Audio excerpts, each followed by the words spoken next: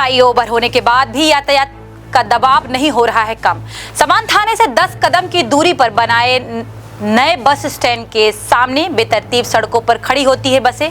सड़क बना bus stand. शहर भर में बदहाल यातायात व्यवस्था। ऑटो चालकों पर नहीं है कोई प्रतिबंध। बिना वर्दी के दौड़ रहे हैं ऑटो। व्यापारियों के अतिक्रमण से शहर के प्रमुख सड़कों में यातायात होता है बाधित। रीवा शहर में यातायात का बढ़ता दबाव और बेतरतीब ढंग से चलाने वाले ऑटो शहरवासियों के लिए परेशानी का सबब बन रहे हैं। रीवा के सड़कों पर इन दिनों एक अलग ही दृश्य दिखता है।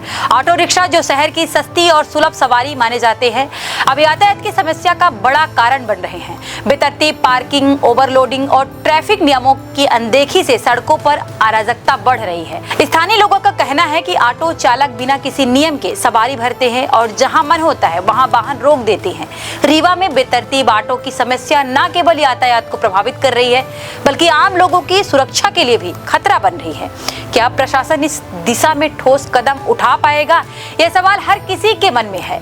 वहीं एक और यातायात पुलिस द्वारा यातायात व्यवस्था बनाने के लिए कई जागरूकता के कार्यक्रम आयोजित करती रहती है, फिर भी इन ऑटो चालकों पर रत्ती भर फर्क नहीं पड़ता। समय समय पर चालानी कार्यवाही भी की जाती है। कोई भी ऑटो चालक वर्दी में नहीं दिखता। कई बार तो ऑटो चालकों ने वारदात को अंजाम दिया और फरार हो गए, जिनके कारण पुलिस को भी कई चुनौतियों का सामना करना पड़ता है। ऑटो चालकों का कहना है कि वर्दी न पहनने का जुर्माना 500 रुपए है। पुलिस की जांच पे पकड़े जाते हैं तो जुर्माना जमा कर देते हैं। वर्दी पहनने की जरूरत क्या है? इन ऑटो चालकों द्वारा यातायात नियमों का पालन नहीं किया जाता है। ओवरलोडिंग, यात्रियों के बैठाने से आए दिन होती है दुर्घटनाएं।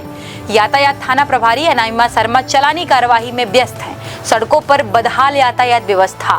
सिरमौर चौराहा स्थित शराब दुकान के सामने शाम होते ही सड़कों पर गाड़ियां खड़ी हो जाती हैं, जिससे यातायात हर दिन बाधित होता है। इस तरह हाथ ठेला व्यापारी सड़कों पर व्यापार करते हैं, जिन पर कोई अंकुश नहीं है। शाम के समय यह भी अव्यवस्था का सबसे बड़ा कारण है।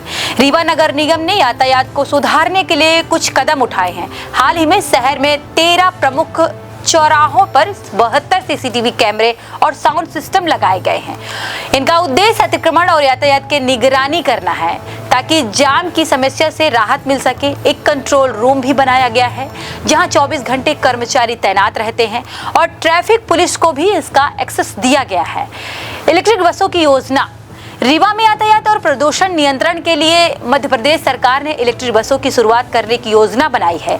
रीवा को 6 इलेक्ट्रिक बसें स्वीकृति की गई है, लेकिन ठेकेदारों की कुछ तकनीकी शर्तों के कारण यह योजना अभी अटकी हुई है।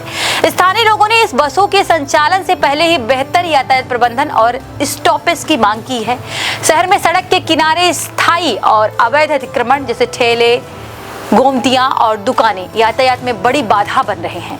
खासकर व्यस्त चौराहों और सड़कों पर व्यापारी द्वारा सामान सड़क पर रखने से जाम की स्थिति बनती है, जिससे आम जनता को परेशानी होती है। कुछ नामचीनी बसों का संचालन बस स्टैंड से नहीं किया जाता, बल्कि समान थाने के सामने खड़ी किया जाता है और वहीं से इन बसों का संचालन किया जाता है। शहर की बदहाल यातायात व्यवस्था के लिए कौन जिम्मेवार होगा?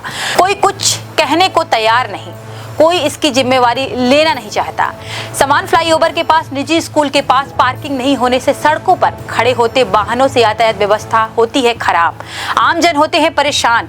सिरमौर चौराहे पर सड़क पर ही ऑटो स्टैंड बना दिया। भला यह कैसी व्यवस्था है? कहते हैं रीवा का विकास हो रहा है। यह कैसा विकास है जब सड़कों पर ही ऑटो स्टैंड बना दिया गया, जिससे सड़क सक्रिय हो गई।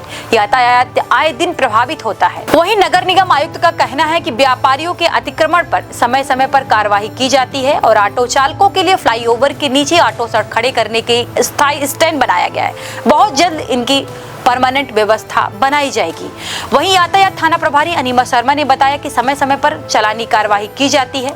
रीवा शहर में ऑटो की मात्रा अधिक है, इसलिए यह अव्यवस्था होती है। जो ऑटो चालक वर्दी नहीं पहनते हैं, उन पर चालानी कार्यवाही की जाती है।